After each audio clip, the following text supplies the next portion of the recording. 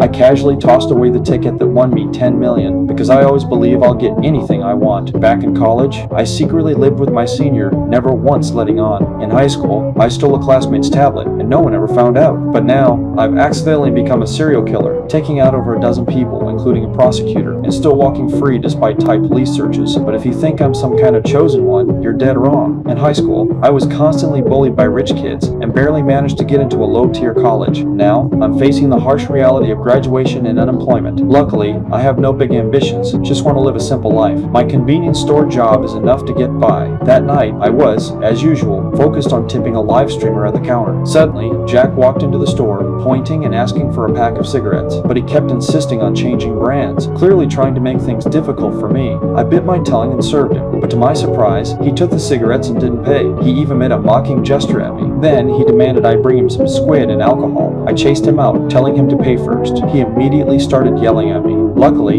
his friend stepped in, apologizing repeatedly, and eventually paid the bill. I didn't think much of it, since his friend was polite enough. Soon, it was time for my shift to end, so I borrowed a hammer from the manager, planning to hang a new painting at home. The manager didn't even hear me, so I left the store. Not long after, I ran into Jack again, only this time, he was lying on the ground. I hesitated, deciding to mind my own business, but when I saw his friend up ahead, I couldn't help but warn him. I told him his friend was passed out over there. To my surprise, he told me to get lost. The friendly guy from before had turned cold and aggressive. I didn't dare argue, just awkwardly flipped him off from behind. Then, I noticed a mirror ahead. I felt embarrassed and was about to apologize, but he slapped me across the face. I was stunned. Then, as if something triggered him, he started beating me up. I couldn't defend myself, only covered my head and begged for mercy. That moment brought back memories of being bullied in high school, a time I suffered through for 3 years. When he hit me again, I finally snapped. I pulled out the hammer from my bag and slammed it into his head. In that moment, I felt like my soul was set free, but he didn't die. Instead, he staggered to his feet, mumbling something.